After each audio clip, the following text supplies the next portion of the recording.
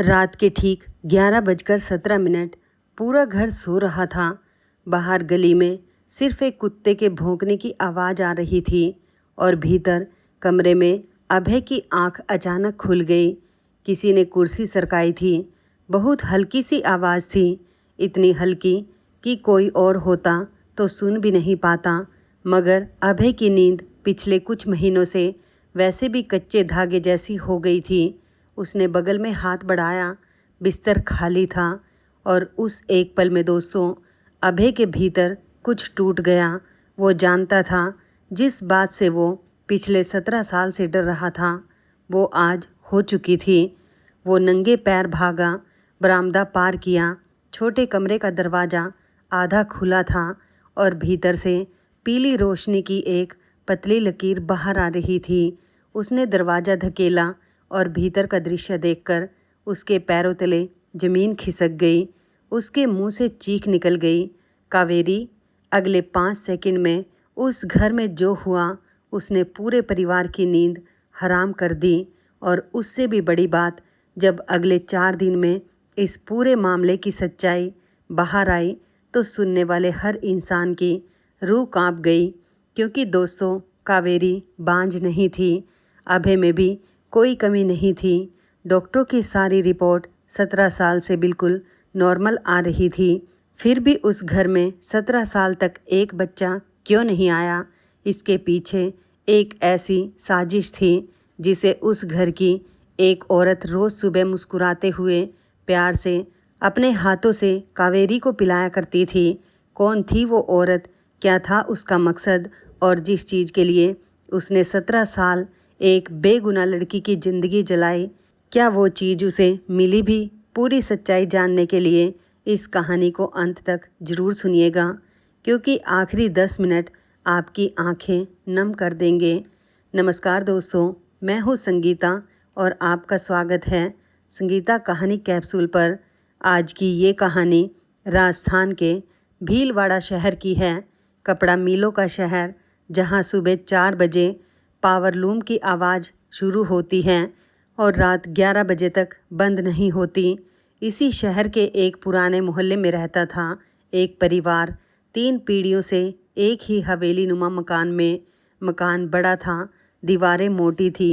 आंगन में एक नीम का पेड़ था जो शायद उस घर के हर इंसान से बड़ा था। घर के मुखिया थे रामेश्वर जी, सीधे साधे ईमानदार इंसान। मिल में सुपरवाइजर रह चुके थे। उनकी पत्नी शांति देवी शांत स्वभाव, कम बोलने वाली मगर बहुत गहरी।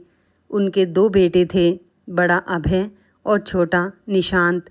और इसी हवेली के दूसरे हिस्से में रहता था रामेश्वर जी के बड़े भाई का परिवार। उनकी पत्नी थी सावित्री ताई। दोस्तों, ये नाम याद रखिएगा, सावित्री ताई। इस पूरी कहानी की धुरी यही औरत है। सावित्री ताई ऊपर से देखने में घर की सबसे भली औरत थी। सबसे पहले उठती थी, सबसे बाद में सोती थी। हर तीज त्योहार पर सबसे आगे, हर बीमारी में सबसे पहले सिरहाने। मोहल्ले में लोग कहते थे सावित्री जीजी जैसी औरत मिलना मुश्किल है। और यही इस कहानी का सबसे बड़ा सच है दोस्तों, कि जहर हमेशा काली बोतल में नहीं आता, कई बार वो मिठास में घुला हुआ आता है।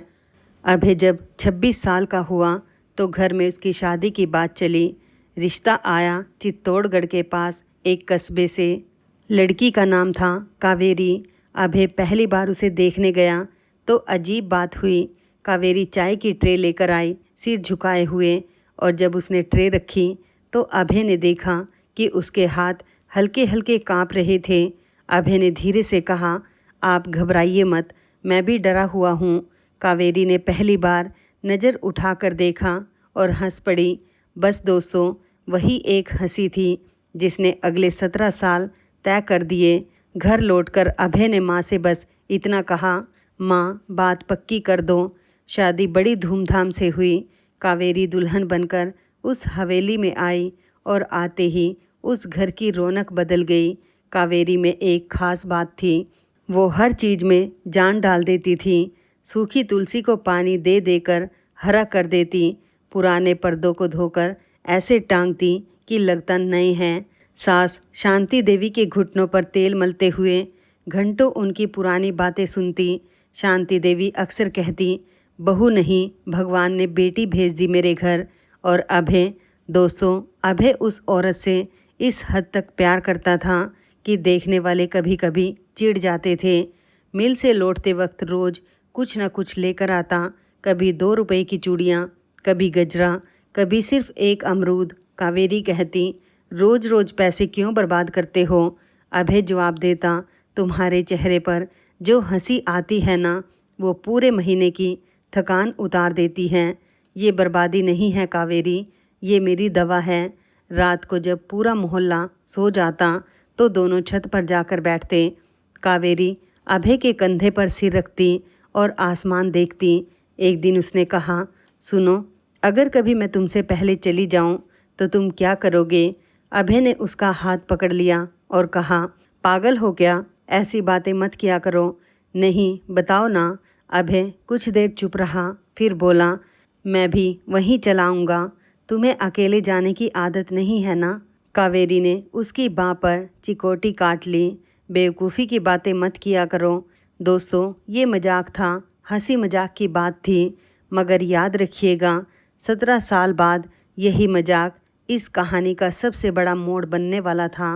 शादी के 3 महीने बाद की बात है। एक सुबह सावित्री ताई कावेरी के कमरे में आई।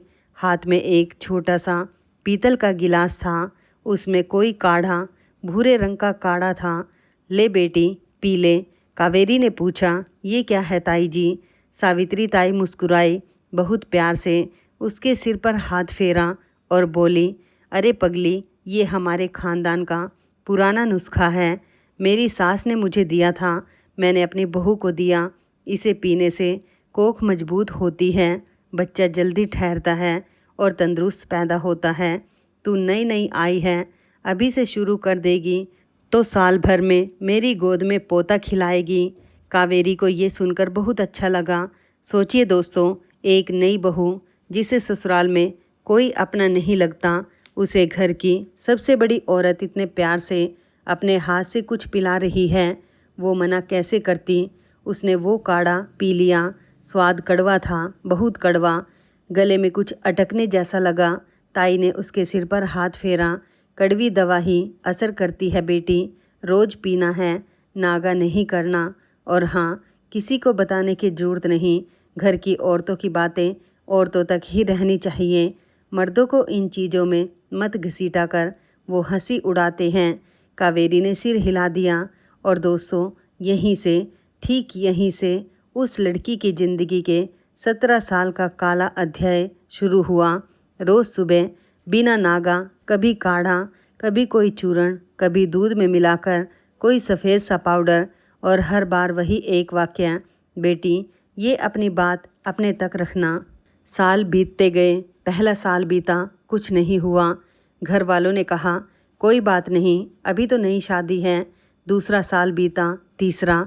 इसी बीच छोटे बेटे निशांत की शादी हुई तनु से। और दोस्तों, ध्यान दीजिए, तनु की शादी के ठीक 14 महीने बाद उसकी गोद में एक बेटा आ गया। जिस दिन तनु का बेटा घर आया, कावेरी ने उसे सबसे पहले गोद में उठाया था। इतना खुश हुई थी वो कि रात भर उसे सीने से लगाकर सुलाया था। सुबह तनु ने देखा तो हंस पड़ी, जीजी, ये मेरा बेटा है, आपने तो कब्जा कर लिया। कावेरी ने कहा, अब ये मेरा भी है। मगर उसी रात दोस्तों, जब सब सो गए तो कावेरी बाथरूम में जाकर नल खोलकर रोई थी, इसलिए कि आवाज़ बाहर ना जाए। पानी की आवाज़ में अपना रोना छुपाने वाली औरत, ये कहानी दरअसल उसी की है। चौथा साल, 5वां। अब घर के बाहर कानाफूसी शुरू हो चुकी थी। मोहल्ले की औरतें दोपहर में इकट्ठा होती और बातें बनती। कावेरी को सामने बिठाकर कोई कहती, अरे कावेरी, कुछ करती क्यों नहीं? कोई मंदिर, कोई मजार। दूसरी कहती, अरे भाभी जी, ये सब किस्मत की बात है, किसी किसी के तो लिखी ही नहीं होती औलाद। और फिर तीसरी हंसते हुए वो शब्द कह देती जो सुई की तरह कावेरी के सीने में उतर जाता, अरे कहीं तू बांझ तो नहीं है? बाकी औरतें ठहाका लगाकर हंस पड़ी। बात हंसी मजाक में ख़त्म हो जाती, मगर दोस्तों, हंसी मजाक में कही गई ये बातें सामने वाले के भीतर बरसों तक जिंदा रहती हैं। कावेरी उठकर घर आ जाती, दरवाज़ा बंद करती, आईने के सामने खड़ी होती और खुद से पूछती, क्या सच में मुझ में कोई कमी है? 7वें साल में अभय खुद कावेरी को लेकर डॉक्टर के पास गया। पहले शहर के डॉक्टर के पास, फिर उदयपुर, फिर अजमेर और एक बार जयपुर के बड़े अस्पताल तक। हर जगह वही सिलसिला, जांच, टेस्ट, इंतज़ार और फिर रिपोर्ट। और दोस्तों, हर बार रिपोर्ट में एक ही बात लिखी होती थी, दोनों बिल्कुल स्वस्थ हैं, किसी में कोई कमी नहीं है। जयपुर के डॉक्टर ने तो हैरान होकर कहा था, देखिए मेडिकली आप दोनों में कोई दिक्कत नहीं है, कभी कभी ऐसा होता है, वक्त लगता है, धैर्य रखिए। अभय ने बाहर निकलकर कावेरी का हाथ पकड़ा और कहा, सुना तुमने, तुम में कोई कमी नहीं है। अब मुझे तुम्हारे मुंह से बांझ शब्द दोबारा नहीं सुनना चाहिए। कावेरी ने सिर हिला दिया, मगर उसकी आंखों में जो सवाल था वो जाता नहीं था। अगर दोनों में कोई कमी नहीं है तो फिर वजह क्या है? दोस्तों, यही वो सवाल था जिसका जवाब उस घर में किसी के पास नहीं था, और जिसके पास जवाब था वो हर सुबह मुस्कुराते हुए कावेरी के हाथ में एक गिलास थमा रही थी। अब आपको उस औरत के दिमाग में ले चलती हूँ। रामेश्वर जी और उनके बड़े भाई दोनों की साझा पुश्तैनी ज़मीन थी। शहर से बाहर हाईवे के पास बरसों से बंजर पड़ी थी, कोई पूछता तक नहीं था। मगर जब हाईवे चौड़ा होने की बात चली तो उस ज़मीन के दाम अचानक आसमान छूने लगे, और यहीं सावित्री ताई के दिमाग में एक हिसाब बैठा। पुरानी परंपरा के मुताबिक वो ज़मीन आगे की पीढ़ी में बंटती। रामेश्वर जी का हिस्सा उनके बेटों को, और बेटों के बाद उनके बच्चों को। सावित्री ताई का अपना एक ही बेटा था, और उन्होंने बहुत ठंडे दिमाग से सोचा, अगर अभय के बच्चे ही नहीं होंगे तो उसका हिस्सा आखिर में किसके पास जाएगा? बस दोस्तों, इतनी सी बात। एक ज़मीन के टुकड़े के लिए एक औरत ने दूसरी औरत की पूरी ज़िंदगी दांव पर लगा दी। और तरीका क्या चुना? सबसे शातिर तरीका। न झगड़ा, न ताना, न मारपीट, सिर्फ प्यार, सिर्फ सेवा। रोज़ सुबह एक गिलास, जिसे वो कोख मजबूत करने की दवा कहकर पिलाती थी, मगर जो असल में उसका ठीक उल्टा काम करती थी। एक पुरानी जड़ी बूटी वाले से बनवाई गई वो दवा जो शरीर को कोई बीमारी नहीं देती, बस माँ बनने की राह में चुपचाप दीवार खड़ी कर देती है। और सबसे बड़ी चालाकी क्या थी? सावित्री ताई मोहल्ले की उन्हीं औरतों के बीच बैठकर कहती, अरे बेचारी कावेरी कितनी अच्छी लड़की है, भगवान भी ना किसी किसी के साथ बड़ा अन्याय करता है। आंसू पोंछती, सहानुभूति बटोरती। दोस्तों, दुनिया का सबसे खतरनाक इंसान वही होता है जो आपका गला दबाते हुए आपके आंसू भी पोंछ रहा हो। 10वें साल तक आते आते कावेरी बदल चुकी थी। वो हंसती थी, मगर हंसी आंखों तक नहीं पहुंचती थी। तीज त्योहार पर वो सबसे पीछे खड़ी रहती, किसी की गोद भराई में जाती तो सबसे कोने में बैठती, किसी के बच्चे का मुंडन हो तो बहाना बनाकर घर पर रुक जाती। निशांत के अब 2 बच्चे हो चुके थे, एक बेटा एक बेटी। और सच कहूँ दोस्तों, उन दोनों बच्चों को माँ से ज़्यादा बड़ी माँ यानी कावेरी से लगाव था। छोटी बच्ची तो रात को कावेरी के पास ही सोती थी। एक रात उसने नींद में कावेरी को माँ कह दिया। कावेरी उस रात सो नहीं पाई। सुबह तनु ने देखा तो पूछा, जीजी आंखें क्यों सूजी हैं? कावेरी ने हंसकर कहा, प्याज काट रही थी। तनु ने आगे कुछ नहीं पूछा, मगर वो समझ गई थी। उधर अभय, वो भी अंदर से टूट रहा था, मगर एक अलग वजह से। उसे बच्चे का गम नहीं था दोस्तों, उसे कावेरी का चेहरा देखकर तकलीफ़ होती थी। एक रात उसने कावेरी से कहा, कावेरी मैं तुमसे एक बात कहूँ, मुझे बच्चा नहीं चाहिए, मुझे सिर्फ तुम चाहिए। तुम्हारे चेहरे की वो पुरानी हंसी वापस ला दो, मैं दुनिया की हर चीज़ छोड़ दूँ। कावेरी ने कुछ नहीं कहा, बस उसके सीने में मुंह छुपाकर रोती रही। और उसी साल दोस्तों, अभय ने चुपचाप एक ऐसा काम किया जिसके बारे में उसने किसी को नहीं बताया। वो शहर के एक वकील के पास गया और अपनी पूरी हिस्सेदारी, पुश्तैनी ज़मीन का अपना पूरा हिस्सा कागज़ों में अपने छोटे भाई निशांत के बच्चों के नाम लिखवा आया। वकील ने पूछा, आप ये क्यों कर रहे हैं? आपकी उम्र ही क्या है? अभय ने बहुत सादगी से जवाब दिया, वकील साहब, मेरे बच्चे नहीं हैं और जिस चीज़ का वारिस ना हो उसे बांध कर रखने से घर में जहर फैलता है। मैं नहीं चाहता कि मेरे मरने के बाद मेरे घर में किसी ज़मीन के लिए लड़ाई हो। ये कागज़ अभी बंद रहने दीजिए, जब वक्त आएगा खुल जाएगा। दोस्तों, ये बात 10 साल तक किसी को पता नहीं चली, सावित्री ताई को भी नहीं। ज़रा सोचिए, जिस ज़मीन के लिए वो एक औरत की कोख सुखा रही थी, वो ज़मीन उन्हें वैसे भी मिलनी ही नहीं थी। अभय पहले ही सब लिख चुका था। 17 साल का जुर्म एक ऐसी चीज़ के लिए जो कभी उसकी थी ही नहीं। अब आते हैं उस साल पर जहाँ से ये कहानी अपने सबसे दर्दनाक मोड़ पर पहुँचती है। शादी को 17 साल हो चुके थे। कावेरी अब 37 की थी। बाल में सफ़ेदी झांकने लगी थी। आंखों के नीचे स्थायी काले घेरे बन चुके थे। उसने अब मंदिर जाना भी छोड़ दिया था। एक दिन तनु ने पूछा, जीजी, अब मंदिर क्यों नहीं जाती? कावेरी ने बहुत ठंडे स्वर में कहा, 17 साल मांग चुकी हूँ तनु, अब उससे भी शर्म आती है। उसी हफ्ते मोहल्ले में एक शादी थी। कावेरी को बुलाया गया। वहाँ हल्दी की रस्म चल रही थी और किसी ने पीछे से कहा, अरे इसे मत बुलाओ आगे, 17 साल से सूनी गोद है, नई दुल्हन को छू लेगी तो। बात अधूरी रह गई मगर मतलब पूरा पहुँच गया। कावेरी वहीं खड़ी रह गई। हाथ में हल्दी की कटोरी थी। उसने चुपचाप कटोरी रखी, चुपचाप बाहर निकली और चुपचाप घर आ गई। रास्ते भर वो नहीं रोई। दोस्तों, इंसान जब बहुत टूट जाता है ना, तो रोना भी बंद हो जाता है और यही सबसे खतरनाक स्थिति होती है। उस शाम अभय मिल से लौटा। कावेरी ने उसे चाय दी, उसके पैर दबाए, उसकी पसंद का खाना बनाया। खाने के बाद वो उसके पास बैठ गई। बहुत देर तक उसका हाथ अपने हाथ में लिए बैठी रही। फिर उसने बहुत शांत आवाज़ में कहा, सुनो, तुम दूसरी शादी कर लो। अभय के हाथ से गिलास छूटते छूटते बचा। क्या बकवास कर रही हो? बकवास नहीं है, मैंने बहुत सोचकर कहा है।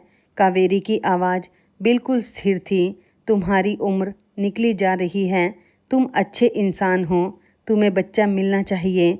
मैं यहीं रहूँगी, इस घर में नौकरानी बनकर रह लूँगी, तुम्हारे बच्चों को अपना कहकर पाल लूँगी, बस तुम शादी कर लो। अभय कुछ देर चुप रहा। फिर उसने कावेरी का चेहरा दोनों हाथों में लिया। कावेरी, 17 साल से डॉक्टर कह रहे हैं कि तुम में कोई कमी नहीं है, तो दूसरी शादी से बच्चा हो जाएगा, इसकी क्या गारंटी है? और मान लो हो भी गया, तो क्या तुम्हारे लिए मेरी जगह कोई ले सकता है? अभय, नहीं। उसकी आवाज़ पहली बार सख्त हुई। मैंने तुमसे बच्चा मांगकर शादी नहीं की थी, मैंने तुमसे ज़िंदगी मांगी थी और वो तुमने दी है, पूरी की पूरी। अब ये बात इस घर में दोबारा नहीं उठेगी। कावेरी ने कुछ नहीं कहा, बस सिर हिला दिया। और दोस्तों, यही वो पल था जहां अभय से एक गलती हो गई। उसने ये समझ लिया कि बात ख़त्म हो गई, मगर कावेरी ने सिर इसलिए नहीं हिलाया था कि वो मान गई थी। उसने सिर इसलिए हिलाया था क्योंकि उसने कुछ और तय कर लिया था। अगले 7 दिन कावेरी बिल्कुल बदल गई। वो हंसने लगी, बच्चों के साथ खेलने लगी, सास के पैर दबाने लगी, तनु के साथ रसोई में गाने गुनगुनाने लगी। अभय के लिए उसने उसकी पसंद की खीर बनाई जो उसने बरसों से नहीं बनाई थी। अभय बहुत खुश हुआ। उसने माँ से कहा, माँ देखो, कावेरी अब ठीक हो रही है। शांति देवी ने कुछ नहीं कहा, बस उन्होंने बहू का चेहरा ध्यान से देखा। दोस्तों, बुजुर्ग औरतें बहुत कुछ पढ़ लेती हैं। उन्हें उस हंसी में कुछ खटका, मगर वो भी समझ नहीं पाई कि क्या। 8वें दिन की रात खाना खाकर सब सो गए। कावेरी ने उस रात अभय का हाथ बहुत देर तक पकड़े रखा। सोते हुए अभय के माथे पर हाथ फेरा और बहुत धीरे से कहा, मुझे माफ़ कर देना। अभय नींद में था, उसने सुना नहीं। रात के 11:17 पर एक कुर्सी सरकने की आवाज़ हुई। अभय की आंख खुली, बगल की जगह खाली थी। वो भागा, छोटे कमरे का दरवाज़ा धकेला और भीतर जो देखा उसकी चीख निकल गई। अगले 5 सेकंड कैसे बीते अभय को आज तक ठीक से याद नहीं। उसे बस इतना याद है कि वो झपटा था। उसने कावेरी को खींचकर अपनी बाहों में भर लिया था। दोनों फर्श पर गिर पड़े थे और फिर वो उसे सीने से चिपकाकर ज़ोर ज़ोर से चीखते हुए रोने लगा था। कावेरी, क्या कर रही थी तू? क्या कर रही थी? कावेरी उसकी बाहों में तड़प रही थी और फूट फूट कर रो रही थी। जाने दो मुझे, जाने दो। मैंने कितनी बार कहा तुमसे कि दूसरी शादी कर लो, तुम मानते ही नहीं। तो अब मैं ही चली जाती हूँ।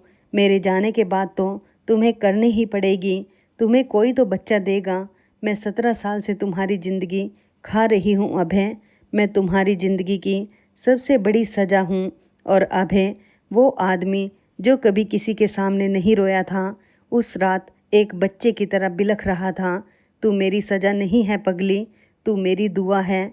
तूने आज अगर कुछ कर लिया होता ना, तो कल सुबह इस घर से 2 अर्थियाँ उठती, 2। चीख पुकार सुनकर पूरा घर जाग गया। निशांत और तनु दौड़ते हुए आए। पीछे पीछे रामेश्वर जी और शांति देवी।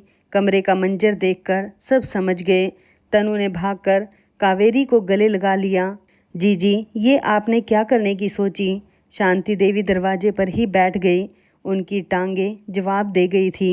रामेश्वर जी ने कांपते हाथों से दीवार पकड़ी और सिर्फ इतना कहा, मेरी बेटी ऐसा क्यों करेगी? और तभी दोस्तों, दरवाजे पर एक और आवाज़ आई। अरे क्या हुआ मेरी बच्ची को? सावित्री ताई थी। वो भागती हुई आई, कावेरी के पास बैठ गई, उसका सिर अपनी गोद में रखा और रोने लगी। हाय राम, मेरी बेटी, कितना दुख सहा है इसने। भगवान ने इसके साथ बड़ा अन्याय किया। और कावेरी, उस मासूम लड़की ने उन्हीं औरत की गोद में सिर रखकर आंसू बहाए जिसने 17 साल पहले उसकी ज़िंदगी में जहर घोला था। दोस्तों, ये इस कहानी का सबसे भयानक दृश्य है और सबसे बड़ी सीख भी, कि कई बार जिसकी गोद में हम रोते हैं वही हमारे आंसुओं की वजह होता है। उस रात कोई नहीं सोया। सुबह 4 बजे निशांत बरामदे में बैठा था। तनु उसके पास आकर बैठी। निशांत ने कहा, तनु, एक बात मेरे दिमाग में अटकी हुई है। क्या? 17 साल, जयपुर तक की रिपोर्ट, हर रिपोर्ट नॉर्मल, दोनों स्वस्थ, फिर वजह क्या है? उसने तनु की तरफ देखा। तनु, कोई तो वजह होगी, बिना वजह के 17 साल नहीं निकलते। तनु कुछ देर चुप रही, फिर बोली, एक बात है, शायद कुछ भी ना हो, मगर बोलो। जीजी रोज़ सुबह ताई जी से कुछ लेकर पीती हैं। शादी के 3 महीने बाद से मैंने पूछा था एक बार, तो जीजी ने कहा ताई जी की दवा है कोख मजबूत करने की, किसी को बताना मत। निशांत सीधा हो गया। रोज़ 17 साल से रोज़? हाँ, बिना नागा। निशांत उठ खड़ा हुआ। दोस्तों, उस एक वाक्य ने 17 साल का ताला खोल दिया। अगले दिन निशांत ने छुट्टी ली। उसने पहले चुपचाप कावेरी के कमरे से वो पुड़िया उठाई जो ताई जी हर हफ्ते दे जाती थी। फिर वो सीधा शहर की एक महिला डॉक्टर के पास गया। डॉक्टर रुक्मणी शर्मा, 50 साल की, 30 साल का अनुभव और भीलवाड़ा में सबसे भरोसेमंद नाम। उसने पूरी कहानी बताई, 17 साल, सारी रिपोर्ट्स, और फिर वो पुड़िया मेज पर रख दी। डॉक्टर रुक्मणी ने पुड़िया खोली, सूंघा, हाथ में लेकर देखा और उनका चेहरा सख्त हो गया। उन्होंने कहा, बेटा, मैं इसे जांच के लिए भेजूंगी, मगर मुझे जो शक है, अगर वो सही निकला तो ये मामला सिर्फ दवा का नहीं रहेगा। निशांत ने पूछा, मैडम, आपको क्या शक है? डॉक्टर ने कुछ देर उसे देखा, फिर कहा, 30 साल की प्रैक्टिस में मैंने ऐसे कई केस देखे हैं जब पति पत्नी दोनों की सारी रिपोर्ट नॉर्मल हो, फिर भी सालों तक कुछ ना हो, तो अक्सर वजह मेडिकल नहीं होती, वजह घर के भीतर होती है, और वो वजह अक्सर बहुत मीठी शक्ल में आती है। 4 दिन बाद जांच की रिपोर्ट आई। निशांत जब वो रिपोर्ट लेकर डॉक्टर के कैबिन में बैठा तो डॉक्टर ने बहुत ठंडी आवाज़ में कहा, बेटा, ये दवा कोख मजबूत करने की नहीं है, ये बिल्कुल उल्टा काम करती है। इसे रोज़ लेने वाली औरत के माँ बनने की संभावना लगभग ख़त्म हो जाती है। ये शरीर को बीमार नहीं करती, इसलिए किसी रिपोर्ट में पकड़ में नहीं आई, ये बस रास्ता बंद कर देती हैं। फिर उन्होंने चश्मा उतारा और कहा, और सबसे बड़ी बात, इसका असर स्थायी नहीं होता। अगर ये बंद कर दी जाए तो शरीर धीरे धीरे खुद को ठीक कर लेता है। निशांत की आंखों के सामने अंधेरा छा गया। उसने कांपते हाथों से पूछा, मैडम मतलब ये 17 साल? डॉक्टर ने कहा, बेटा तुम्हारी भाभी कभी बांझ नहीं थी, उसे बांझ बनाया गया है। हर सुबह एक गिलास में 17 साल तक। उस शाम निशांत घर लौटा, मगर वो सीधे कावेरी के पास नहीं गया। उसने पूरे परिवार को आंगन में इकट्ठा किया, पिता, माँ, भाई, भाभी, तनु और सावित्री ताई को भी। ताई जी आराम से आकर चारपाई पर बैठ गई और बोली, क्या बात है निशांत, इतनी रात को क्या पंचायत है? निशांत ने उनकी तरफ देखा और फिर उसने वो पुड़िया निकालकर आंगन के बीचों बीच रख दी। सावित्री ताई का चेहरा 1 सेकंड के लिए बदला, सिर्फ 1 सेकंड के लिए, मगर उस 1 सेकंड को उस आंगन में बैठे हर इंसान ने देख लिया। निशांत ने रिपोर्ट निकाली और ज़ोर से पढ़ी। आंगन में सन्नाटा छा गया। कावेरी की समझ में पहले कुछ नहीं आया। उसने धीरे से पूछा, निशांत ये क्या कर रहे हो तुम? निशांत उसके पैरों के पास बैठ गया। उसकी आंखों में आंसू थे। भाभी, आपको बांझ किसी भगवान ने नहीं बनाया था, आपको इस घर की एक औरत ने बनाया। रोज़ सुबह अपने हाथों से 17 साल तक। कावेरी ने सावित्री ताई की तरफ देखा और दोस्तों वो नज़र इस पूरी कहानी की सबसे भारी चीज़ है। उसमें गुस्सा नहीं था, सिर्फ एक सवाल था, क्यों? सावित्री ताई ने चिल्लाना शुरू किया, झूठ, सब झूठ है। मैंने तो इस लड़की के लिए दिन रात। रामेश्वर जी उठ खड़े हुए। उनकी आवाज़ में वो शक्ति थी जो शायद पहली बार निकली थी। भाभी सच बोलिए, एक बार, बस एक बार। सावित्री ताई चुप हो गई और फिर धीरे धीरे टूटते हुए उन्होंने सब उगल दिया। हाईवे वाली ज़मीन, बढ़ते दाम, बंटवारे का हिस्सा और वो लालच जो 17 साल पहले उनके भीतर पैदा हुआ था। पूरा आंगन जैसे जम गया।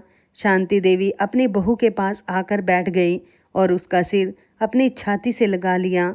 मेरी बच्ची, मैं तुझे बचा नहीं पाई। मैं तेरे सामने रोज़ बैठी रही और मुझे कुछ पता ही नहीं चला।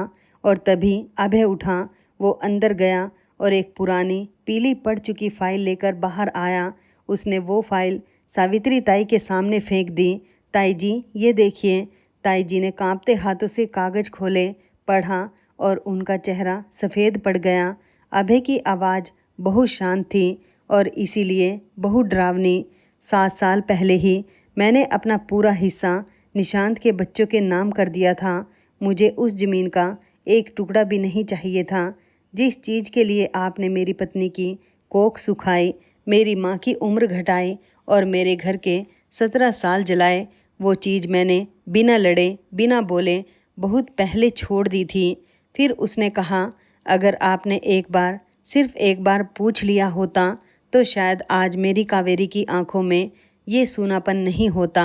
सावित्री ताई वहीं ज़मीन पर बैठ गई। उन्होंने कावेरी के पैर पकड़ने की कोशिश की, मगर कावेरी पीछे हट गई। उसने बहुत धीमी आवाज़ में सिर्फ इतना कहा, ताई जी, मैंने आपको माँ माना था, मैं आपको माफ़ कर सकती हूँ, मगर वो 17 साल वो मुझे कौन लौटाएगा? उसी रात रामेश्वर जी ने फैसला सुनाया। सावित्री ताई का उस घर से नाता ख़त्म, ना कोई त्यौहार, ना कोई रिश्ता। और दोस्तों, उन्हें जेल नहीं भेजा गया क्योंकि कावेरी ने खुद हाथ जोड़कर कहा, मुझे सज़ा नहीं चाहिए, मुझे बस मेरी ज़िंदगी वापस चाहिए। उस दिन के बाद वो दवा बंद हो गई। डॉक्टर रुक्मणी ने कहा, अब कुछ मत करो, कोई दवा नहीं, कोई टेस्ट नहीं, कोई गिनती नहीं, बस चैन से जियो, शरीर खुद को ठीक कर लेगा। अभय ने उस दिन मिल से लंबी छुट्टी ली। वो कावेरी को लेकर पहली बार कहीं घूमने गया, पहाड़ों पर। 17 साल में पहली बार। वहाँ एक शाम जब सूरज डूब रहा था, कावेरी ने अभय के कंधे पर सिर रखकर पूछा, अगर अब भी कुछ ना हुआ तो? अभय ने हंसकर कहा, तो क्या, 17 साल तुम्हारे साथ काट लिए, बाकी भी कट जाएंगे। बस अब तुम रोना मत, इतना काफ़ी है। कावेरी ने पहली बार बहुत सालों बाद दिल से हंसी। दोस्तों 9 महीने नहीं 11 महीने बाद एक सुबह कावेरी को चक्कर आया। उसने अभय से कहा, शायद कमजोरी है, डॉक्टर को दिखा दो। डॉक्टर रुक्मणी ने जांच की, फिर चश्मा उतार कर मुस्कुराई और बोली, कावेरी तुम्हें कमजोरी नहीं है तो तुम माँ बनने वाली हो। कावेरी को यकीन नहीं हुआ। उसने डॉक्टर का हाथ पकड़ लिया। मैडम मैडम मजाक मत कीजिए, मेरे साथ मजाक मत कीजिए। डॉक्टर ने उसका हाथ थपथपाया। 17 साल तक तुम्हारे साथ मजाक हुआ है बेटी, आज सच बोल रही हूँ। बाहर बैठा अभय जब भीतर आया तो उसने कावेरी को रोते हुए देखा और जब उसे बताया गया तो वो आदमी वहीं फर्श पर बैठ गया, दोनों हाथों से चेहरा ढककर बच्चों की तरह रोता रहा। 9 महीने बाद उस घर में एक बेटी पैदा हुई।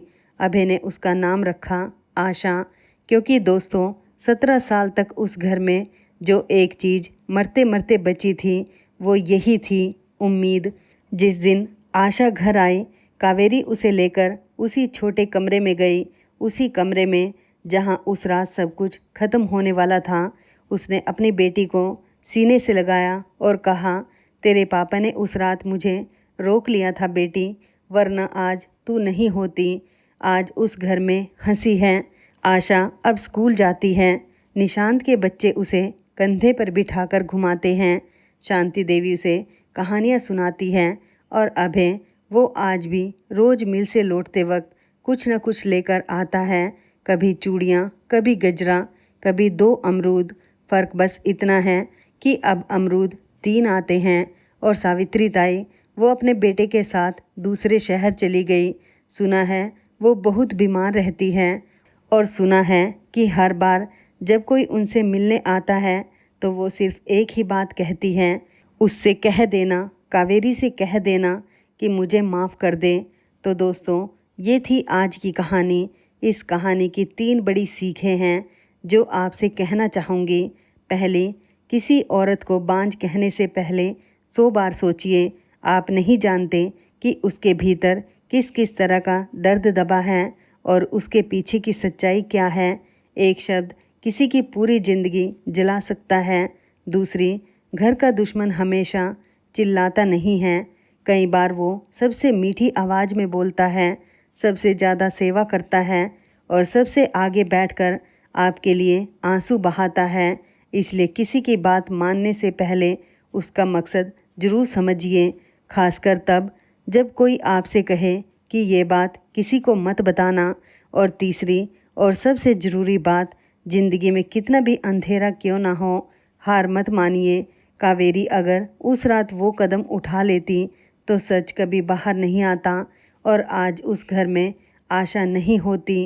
कभी कभी जिस चीज़ का हम 17 साल इंतज़ार करते हैं वो 18वें साल में आती है। अगर आप या आपका कोई अपना ऐसे किसी अंधेरे दौर से गुजर रहा है तो चुप मत रहिए। अपने किसी करीबी से, अपने परिवार से या किसी प्रोफेशनल से ज़रूर बात कीजिए। कोई भी दुख इतना बड़ा नहीं होता कि उसके लिए ज़िंदगी छोड़ दी जाए। कहानी कैसी लगी कमेंट सेक्शन में ज़रूर बताइएगा और मुझे बताइए, अगर आप अभय की जगह होते तो क्या आप सावित्री ताई को माफ़ कर पाते।